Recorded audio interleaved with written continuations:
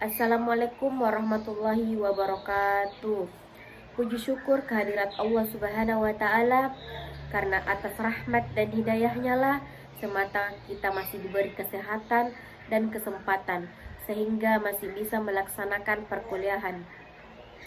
Salam dan sholawat tak lupa pula kita kirimkan kepada junjungan Nabi besar kita, Nabi Muhammad SAW. Baik, terima kasih kepada dosen pengampu Bapak M. Yusuf, KSE, ME, selaku dosen pengampu mata kuliah Al-Quran Hadis Ekonomi, dan rekan-rekan sekalian yang sudah mendengarkan presentasi dari saya. Baik, perkenalkan, nama saya Nur Rahma dengan NIM 105741100323. Saya akan memaparkan presentasi saya yang berjudul ayat dan hadis tentang riba dan sebab-sebab pelarangannya. Baik, materi yang akan dibahas yang pertama yaitu memahami konsep riba yang dijelaskan dalam ayat Al-Quran dan hadis Nabi Muhammad SAW. Yang kedua yaitu menganalisis dampak riba terhadap individu dan masyarakat menurut pandangan Islam. Yang ketiga itu mengetahui solusi praktis untuk menghindari riba dalam kehidupan sehari-hari. Latar belakang: Islam sebagai agama yang komprehensif memberikan panduan mendalam dalam mengatur berbagai aspek perilaku manusia, termasuk di bidang ekonomi. Semua aktivitas ekonomi menurut perspektif Islam harus mengikuti aturan syariat yang bersumber dari Al-Quran dan Sunnah.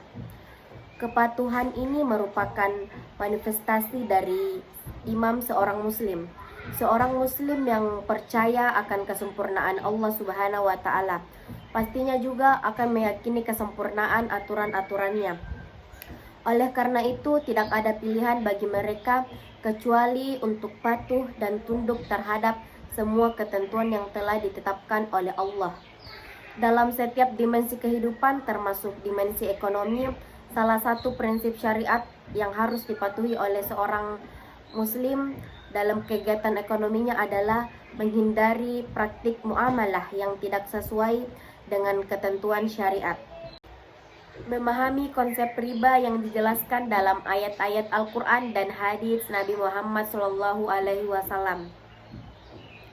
Kata riba berasal dari akar, kata yang berarti bertambah dan meningkat. Dalam konteks ini, riba merujuk pada segala sesuatu yang bertumbuh atau berkembang di atas permukaan bumi. Dalam budaya Arab, istilah riba sering digunakan untuk menggambarkan imbalan atas penundaan pembayaran utang. Contoh penggunaan dalam kalimat adalah yang berarti, apakah kamu membayar utangmu, atau memberi waktu tambahan, ungkapan dengan syarat kamu menambah jumlah yang harus dibayar. Dalil dan hadis larangan riba dalam Islam dan ashabul nusulnya, kata riba muncul 8 kali dalam 4 surah. Yang pertama itu surat Al-Baqarah, yang kedua surat Al-Imran, yang ketiga surat An-Nisa, dan yang keempat surat Ar-Rum. 3 surat adalah Madaniyah, diturunkan setelah Nabi Muhammad SAW hijrah ke Madinah. Sementara surat Ar-Rum adalah Makkiyah, diturunkan sebelum hijrah. Ayat pertama tentang riba terdapat dalam surat Ar-Rum ayat 39 yang menjelaskan tentang pahalanya. Surat Ar-Rum ayat 39 yang berbunyi, Bismillahirrahmanirrahim. Wa ma ataitum min rabbi liyarbu fi amwalin nasi fala yarbu indallahi wa ma ataitum min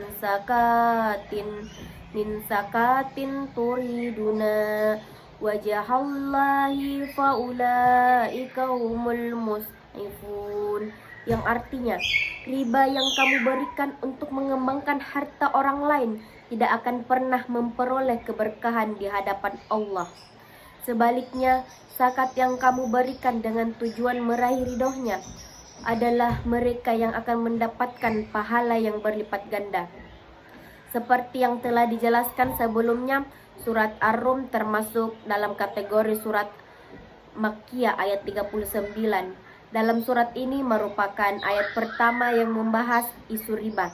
Di dalam ayat tersebut dinyatakan bahwa sebagian orang beranggapan bahwa riba dapat menambah kekayaan.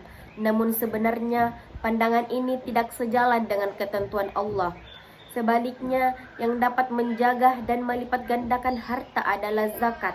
Meskipun demikian, ayat ini tidak secara eksplisit menyebutkan bahwa riba adalah perbuatan haram atau dilarang.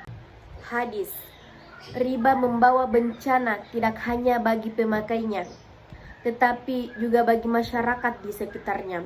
Abdullah bin Abbas radhiyallahu anhu meriwayatkan bahwa Rasulullah Shallallahu alaihi wasallam bersabda, apabila zina dan riba mulai marak di suatu daerah, mereka telah sengaja menggiring diri mereka pada siksaan Allah Subhanahu wa taala.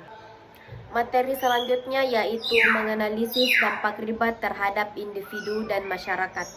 Penghapusan riba sangat penting untuk menghapus praktik ekonomi yang tidak adil. Riba bukan hanya tentang bunga, tetapi juga melibatkan keseluruhan sistem perekonomian dalam Islam yang harus bebas dari diskriminasi dan eksploitasi. Allah memerintahkan penghapusan riba secara menyeluruh. Ekonomi syariat tidak hanya harus fokus pada bank syariah, tetapi juga harus menghindari sistem ekonomi yang zalim dan tidak adil. Diperlukan ahli ekonomi muslim yang paham ilmu ekonomi konvensional dan kontemporer untuk memperkuat perekonomian Islam. Dengan pengetahuan ini diharapkan perekonomian Islam dapat lebih adil dan bermanfaat bagi umat, baik di dunia maupun di akhirat. Setiap muslim seharusnya meyakini dengan sepenuh hati bahwa Allah Subhanahu wa taala tidak melarang sesuatu kecuali ada mudarat di dalamnya. Setiap perintah dan larangan yang ditetapkannya mengandung hikmah bagi umat manusia, bukan untuk menyengsarakan mereka.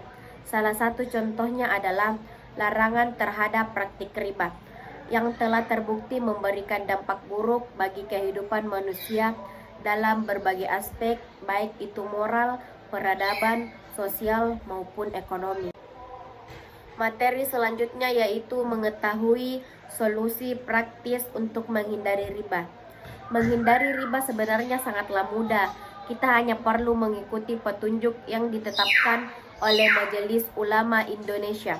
Misalnya, jika saat ini memiliki saldo tabungan di bank konvensional, segera alihkan ke bank syariah. Ketika kita berhadapan dengan konsep utang piutang yang mengandung tambahan saat pengembalian utang atau bunga, sebaiknya kita menghindarinya tanpa perlu berdebat mengenai fatwa yang dikeluarkan oleh MUI. Insya Allah kita akan terhindar dari riba. Oleh karena itu, gunakanlah produk dari lembaga keuangan syariah seperti asuransi syariah, perbankan syariah, pasar modal syariah, dan lain sebagainya. Adapun kesimpulan materi yang saya bawakan yaitu berdasarkan pembahasan yang telah dilakukan, dapat disimpulkan bahwa riba adalah tambahan yang diterapkan pada transaksi keuangan tanpa adanya imbalan yang sah menurut syariat Islam. Larangan riba telah ditegaskan dalam Al-Quran dan hadis karena dampaknya yang merugikan baik individu maupun masyarakat. Riba terbagi menjadi dua jenis, yaitu riba nasiah yang merupakan tambahan akibat penundaan pembayaran dan riba fadli yang terjadi dalam pertukaran barang sejenis. Dampak buruk dari riba sangatlah luas, meliputi tidak hanya perekonomian individu, tetapi juga merusak struktur sosial dan ekonomi suatu komunitas. Praktik riba dapat menciptakan ketidakadilan ekonomi, meningkatkan kesenjangan sosial, dan menghilangkan berkah dalam kehidupan. Lebih jauh lagi, riba menjerumuskan seseorang ke dalam kemiskinan serta memperkuat sistem ekonomi yang tidak adil. Teman-teman, mari manfaatkan sesi ini untuk berbagi rasa ingin tahu, bukan hanya sekedar mencari perhatian atau pengakuan semu. karena tanya yang bermutu akan membawa ilmu, sedangkan tanya yang palsu hanya membuang waktu.